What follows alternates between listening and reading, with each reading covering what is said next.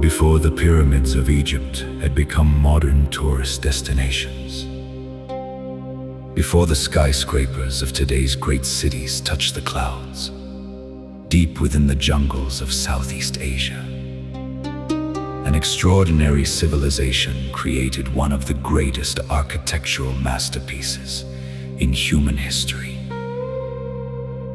Welcome to Angkor Wat. Located in northwestern Cambodia, Angkor Wat is far more than an ancient temple. It is a symbol of human creativity, spiritual devotion, and engineering brilliance. Rising above a vast moat and surrounded by forests, its iconic towers have watched over the land for more than 900 years. Every sunrise paints its sandstone walls with golden light, reminding visitors that this remarkable monument has endured centuries of change, while continuing to inspire people from around the world. Today, millions of travelers journey to Angkor Wat every year. Some come to admire its breathtaking beauty. Others come to discover the secrets hidden within its walls. Historians study its remarkable architecture. Archaeologists search for clues about the civilization that built it. Photographers chase the perfect sunrise reflected in the temple's peaceful pools. Pilgrims still visit to pray, continuing traditions that have lasted for generations. But one question continues to capture the imagination of the world. How did a medieval empire build such an enormous and sophisticated monument without modern machines, cranes, or advanced technology? The answer takes us back to the height of the Khmer Empire, one of the most powerful civilizations in Asia at its peak.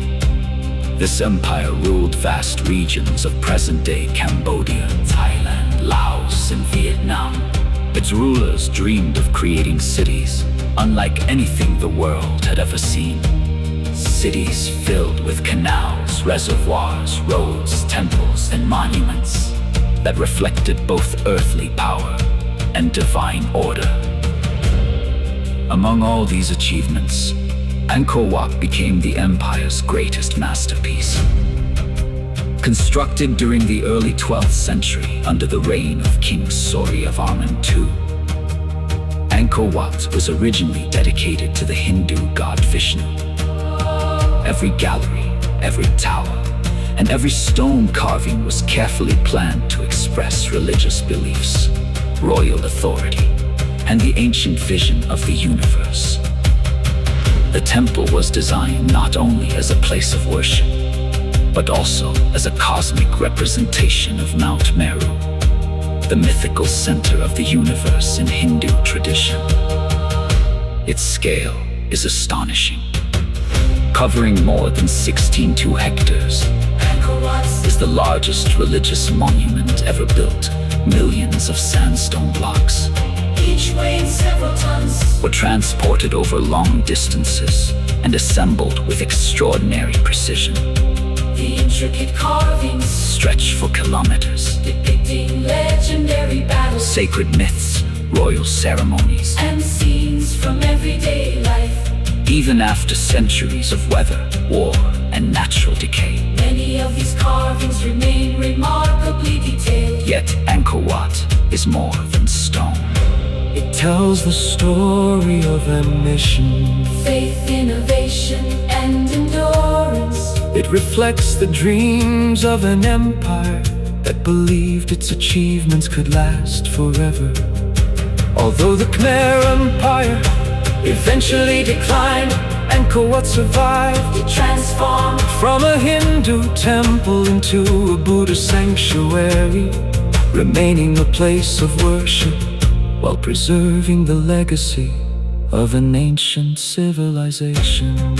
Today, Its image proudly appears on Cambodia's national flag, making it one of the few monuments in the world to represent an entire nation. It stands as a powerful reminder of Cambodia's rich history and the enduring spirit of its people. In this documentary, we will journey through nearly 1,000 years of history. We will uncover the rise of the Khmer Empire, meet the visionary king who commissioned this extraordinary temple, explore the engineering marvels behind its construction, decode the meaning of its magnificent carvings, and discover how Angkor Wat survived the passage of time to become one of humanity's greatest cultural treasures. This is more than the story of a temple. This is the story Of a civilization that dared to build eternity in stone. let our journey begin.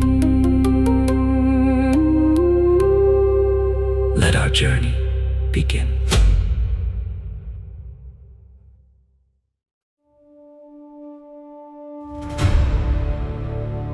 To understand the story of Angkor Wat, we must first understand the remarkable civilization that gave birth to it, the Khmer Empire. More than 1,000 years ago, long before the arrival of European colonial powers in Southeast Asia, the Khmer Empire emerged as one of the most powerful and sophisticated kingdoms in the world. At its height, it controlled much of present-day Cambodia, as well as large parts of Thailand, Laos, southern Vietnam, and portions of Myanmar. Its influence stretched across rivers, forests, mountains, and fertile plains, connecting millions of people through trade, religion, agriculture, and royal administration. But the rise of the Khmer Empire did not happen overnight. Its story begins in the early 9th century, when a ruler named King Jayavarman II united several competing principalities across the region. In the year 822 AD, he declared himself a universal monarch, marking the beginning of an independent Khmer kingdom. This moment became one of the most important turning points in Cambodian history. Under Jayavarman II, the Khmer people were no longer divided into small rival states. Instead, they became part of a powerful kingdom with a shared identity, strong leadership, and a vision for the future. His successors expanded that vision. Generation after generation, Khmer kings built roads, bridges, canals, reservoirs, and magnificent temples. Each ruler sought to strengthen the kingdom while honoring the gods through grand architectural projects. Unlike many medieval civilizations that relied solely on military strength, the Khmer Empire built its power through one of the world's most advanced water management systems. Every year, the monsoon rains transformed the landscape. Rather than allowing this precious water to flow away, Khmer engineers designed enormous reservoirs known as barays, along with an intricate network of canals that stored and distributed water across the countryside. These engineering achievements allowed farmers to grow rice in remarkable quantities. The result was agricultural abundance. A reliable food supply supported a rapidly growing population, enabled prosperous trade, and gave the empire the resources needed to construct enormous monuments like Angkor Wat. Modern researchers continue to study these hydraulic systems because they were among the largest and most sophisticated ever built in the pre-industrial world. As the empire grew wealthy, its capital became one of the largest cities on Earth. The city of Angkor was not simply a collection of temples. It was a thriving metropolis filled with royal palaces, markets, homes, workshops, hospitals, schools, roads, canals, and ceremonial spaces. Hundreds of thousands, and perhaps close to 1 million, People may have lived in the greater Angkor region during its peak, making it one of the world's largest urban centers of its time. Merchants arrived from India, China, and neighboring kingdoms, bringing silk, ceramics, spices, precious metals, and new ideas. Trade flourished.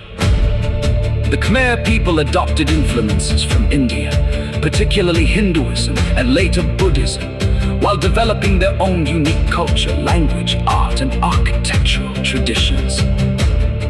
Religion became deeply connected to royal authority.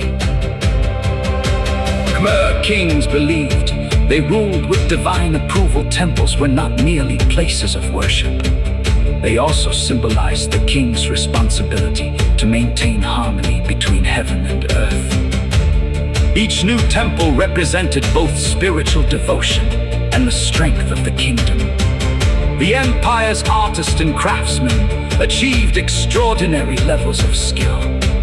They carved sandstone into graceful dances known as apsaras, majestic gods, fierce warriors, and scenes from sacred epics. Every carving reflected patience, precision, and a profound understanding of beauty. Their work continues to amaze visitors nearly 1,000 years later. Yet beneath this beauty was an empire of remarkable organization.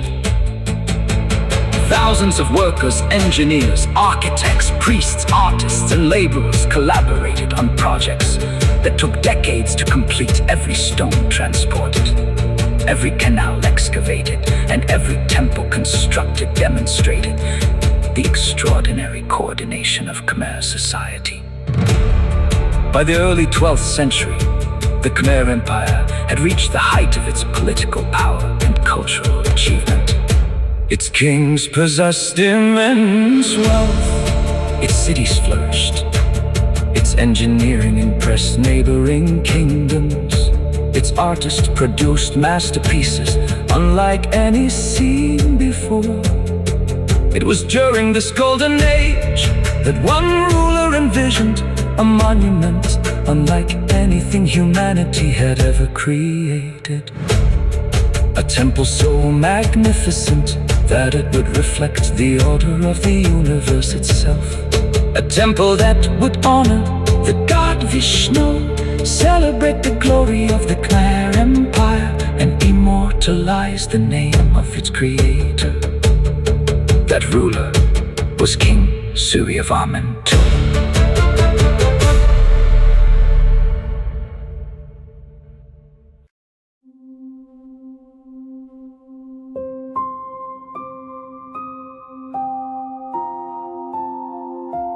By the beginning of the 12th century, the Khmer Empire stood at the height of its power.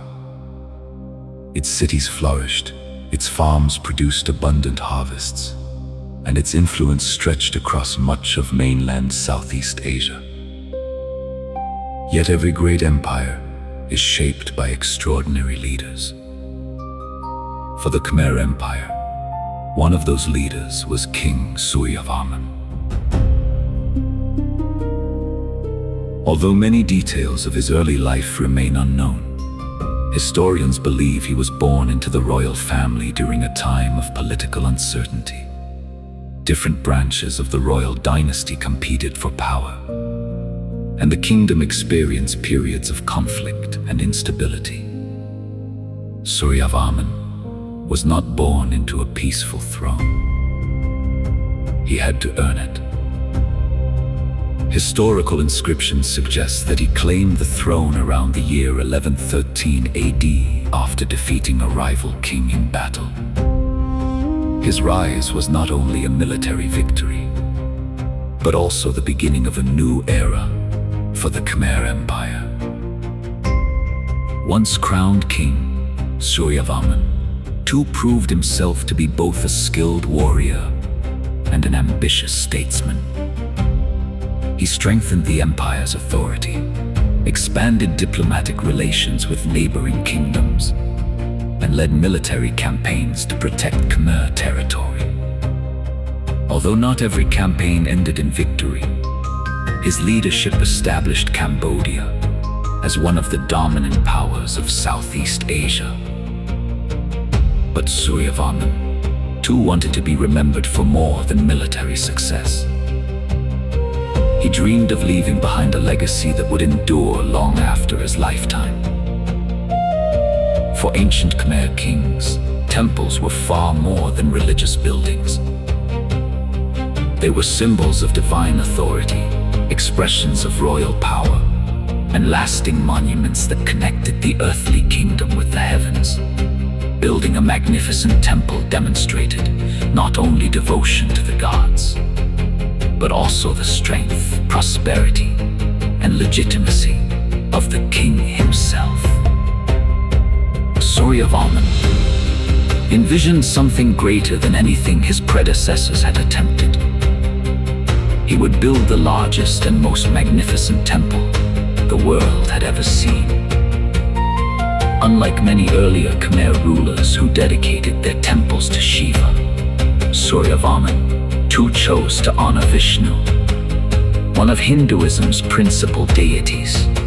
Vishnu is traditionally regarded as the protector and preserver of the universe, representing order, stability, and righteousness. This choice reflected the king's own vision. He sought to present himself as a ruler who would preserve harmony within his kingdom while governing under divine protection. The design of Angkor Wat reflected this sacred purpose in every detail. The temple was carefully planned as a symbolic model of the universe described in Hindu cosmology. At its center rose 5 magnificent towers representing Mount Meru, the mythical home of the gods. Surrounding galleries symbolize the mountain ranges that encircled the world, while the vast moat represented the cosmic ocean believed to surround creation itself. Nothing about Angkor Wat was accidental. Every measurement, every staircase, every courtyard, and every stone carried symbolic meaning. Even the temple's unusual orientation puzzled historians for centuries. Unlike most Khmer temples, which face east, Angkor Wat faces west. Some scholars believe this direction reflects Vishnu's association with the west. Others suggest it may indicate that the temple also served as Suryavarman II's state temple, and possibly his funerary monument. Although historians continue to debate its exact purpose, the western orientation remains one of Angkor Wat's most distinctive features. To transform this extraordinary vision into reality, thousands of architects, engineers, sculptors, priests, and laborers worked together for decades. Stone was transported from the Kulin Mountains, more than 50 kilometers away. Massive sandstone blocks weighing several tons, each were floated along canals and rivers before being precisely fitted together without modern machinery or cement. The project demanded remarkable organization. The king's court coordinated resources from across the empire. Skilled artisans carved thousands of elegant apsaras, celestial dancers whose graceful expressions still captivate visitors today. Other craftsmen created detailed scenes from Hindu epics, royal ceremonies, heavenly beings, and legendary battles. Every carving celebrated both faith and the greatness of the Khmer civilization. Yet despite the immense scale of construction, historians believe Angkor Wat may never have been completely finished exactly as originally planned. Some carvings appear incomplete, and certain decorative elements remain unfinished, suggesting that work continued even after the king's death. Suryavarman II is believed to have died sometime between 145 and 144 power, and his dream survived him. Century after century, kingdoms rose,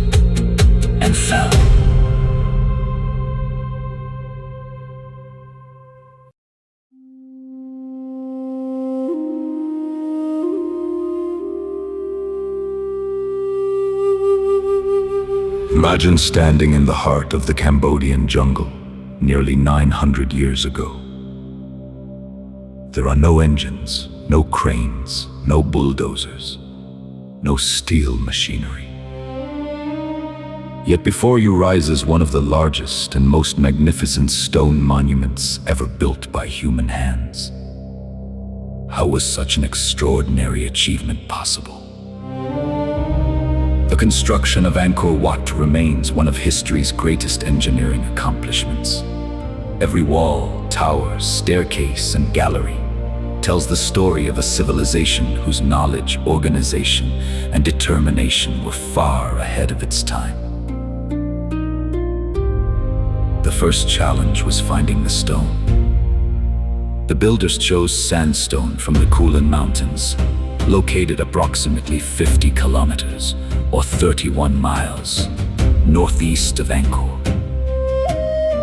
The stone found that was both durable and relatively easy to carve, making it the perfect material for an ambitious project of this scale. But selecting the stone was only the beginning. Millions of sandstone blocks had to be extracted from the quarries by skilled workers using iron tools, such as chisels, wedges, and hammers. They carefully cut large sections from the bedrock before shaping them into blocks suitable for transport. Many of these blocks weighed between 1.5 and 3 tons. Some were even heavier. Moving such enormous stones across forests, rivers, and open plains without modern equipment required remarkable planning. Historians believe the Khmer engineers created an extensive transportation network that combined roads, canals, and waterways. During the rainy season, water became one of their greatest allies. The massive blocks were likely loaded onto wooden rafts or barges and floated along rivers, and specially constructed canals leading toward the capital water greatly reduced friction, allowing heavy cargo to be moved far more efficiently than dragging it across dry land. On land, teams of laborers probably pulled the stones using thick ropes attached to large wooden sledges. Elephants, Highly valued throughout the Khmer Empire for their strength and intelligence, almost certainly assisted. with some of the heaviest work. However, human labor remained the driving force behind the entire project. Thousands of workers Coordinated their efforts with astonishing precision. Some quarried stone, others transported it. master builders measured foundations, engineers planned drainage systems, priests performed religious ceremonies, Skilled sculptors, transformed plain blocks into works of art. every group played an essential role. Modern archaeologists estimate that constructing Angkor Wat required decades of continuous work and the coordinated efforts of tens of thousands of people. It was not merely a construction site. It was an enormous national undertaking supported by the wealth and resources of the Khmer Empire. Once the stones arrived, another extraordinary challenge began. Unlike many ancient structures, Angkor Wat was built without the widespread use of mortar to bind the sandstone blocks together. Instead, the builders shaped each block with exceptional accuracy, so that neighboring stones fit tightly against one another. In some places, the joints are so precise that it is difficult to slide even a thin blade between them. This remarkable craftsmanship helped the temple withstand centuries of tropical rain, intense heat, and shifting ground. Strong foundations were equally important. Beneath the visible temple, Lies an enormous platform built from layers of compacted sand, laterite, a dense iron-rich stone. and carefully prepared earth. This foundation distributed the tremendous weight of the temple across the ground, reducing the risk of collapse. The builders also understood the importance of water. Angkor Wat, surrounded by a vast moat nearly 200 meters wide.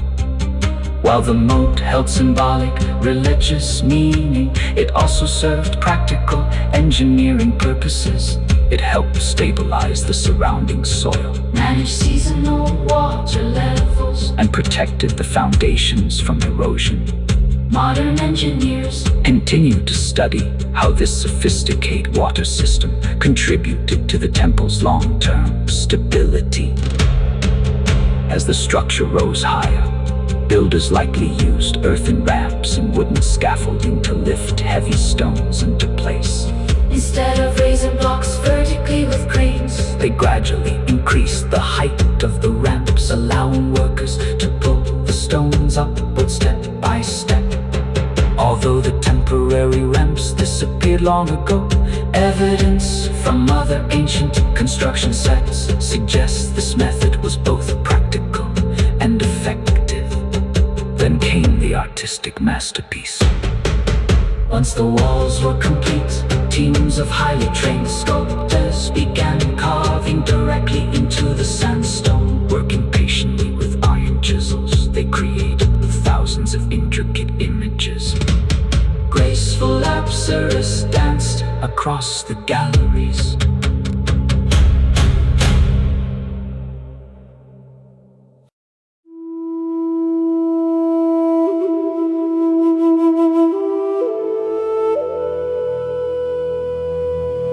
As visitors approach Angkor Wat for the first time, they are often struck by its breathtaking beauty. The graceful towers rise above the trees like giant lotus buds. Long sandstone galleries stretch into the distance with perfect symmetry. A vast moat surrounds the temple, reflecting the sky like a giant mirror. At first glance, Angkor Wat appears to be an architectural masterpiece. But for the Khmer builders, it was much more than that. Every wall, every staircase, every courtyard, and every tower carried profound spiritual meaning. The temple was not designed simply as a place for prayer. It was built as a three-dimensional representation of the universe itself.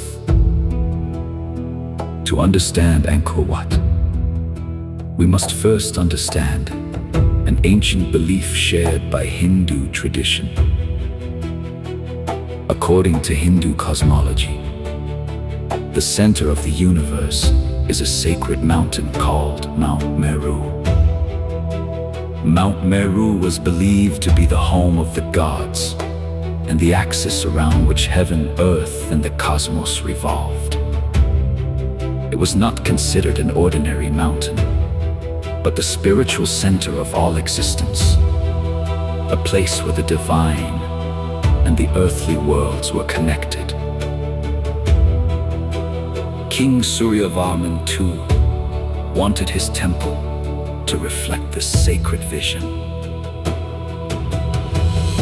The architects of Angkor Wat carefully transformed these religious ideas into stone. At the heart of the temple stand 5 magnificent towers. The tallest tower rises approximately 65 meters above the ground, while 4 smaller towers surround it in a pattern known as a quincunx. 1 central tower with 4 positioned at the corners. Together, these 5 towers symbolize the 5 peaks of Mount Meru. The central tower represents the highest summit, where the gods were believed to reside. The 4 surrounding towers represent the neighboring peaks that complete the sacred mountain. When viewed from a distance, the towers resemble unopened lotus buds reaching toward the heavens. The lotus flower holds deep significance in both Hinduism and Buddhism. Growing from muddy water yet blooming into perfect beauty, it symbolizes purity, spiritual awakening, and the triumph of wisdom over ignorance. By shaping the towers like lotus buds, the Khmer architects gave Angkor Wat both physical elegance and spiritual symbolism. The journey through the temple was designed to represent a spiritual ascent. Visitors entered through the outer enclosure and gradually moved inward and upward. Each level became higher than the last. Each staircase grew steeper. Each courtyard became quieter and more sacred. This progression reflected a symbolic journey from the ordinary human world toward the divine realm of the gods. The steep staircases were intentional. Rather than making the climb easy, the architects reminded worshippers that reaching the divine required humility, effort, and devotion. Every step encouraged reflection. Every ascent represented spiritual growth. Surrounding the central sanctuary are long sandstone galleries. These galleries form an intricate network of corridors connecting different sections of the temple. Their walls are covered with some of the finest bas-relief carvings ever created, stretching for nearly 800 meters in total. These galleries were more than passageways. They guided worshippers through sacred stories. As visitors walked around the temple, they encountered scenes from Hindu epics, royal processions, heavenly beings, and cosmic battles. The architecture itself encouraged movement, contemplation, and learning. Unlike many modern buildings designed for speed and convenience, Angkor Wat invited people to slow down. Every corridor revealed another story. Every doorway framed another breathtaking view. Every courtyard prepared the visitor for the next stage of the spiritual journey. The temple's remarkable symmetry is another reflection of Khmer architectural genius. Nearly every major feature mirrors another across the central axis. The towers align with extraordinary precision. The galleries balance one another. The courtyards follow carefully calculated proportions. This harmony was not merely aesthetic. For the Khmer people, balance represented cosmic order. Just as the universe followed divine laws, the temple reflected perfect order through its design. One of Angkor Wat's most striking features is its enormous moat. Measuring nearly 200 meters wide, it surrounds the entire temple complex and contains millions of cubic meters of water. At first, the moat appears to be a defensive barrier, but its primary purpose was symbolic. In Hindu cosmology, Mount Meru is surrounded by a vast cosmic ocean. The moat represents this sacred ocean separating the earthly world from the divine mountain at the temple center. Crossing the long sandstone causeway over the water symbolized leaving the ordinary world behind and entering a sacred realm.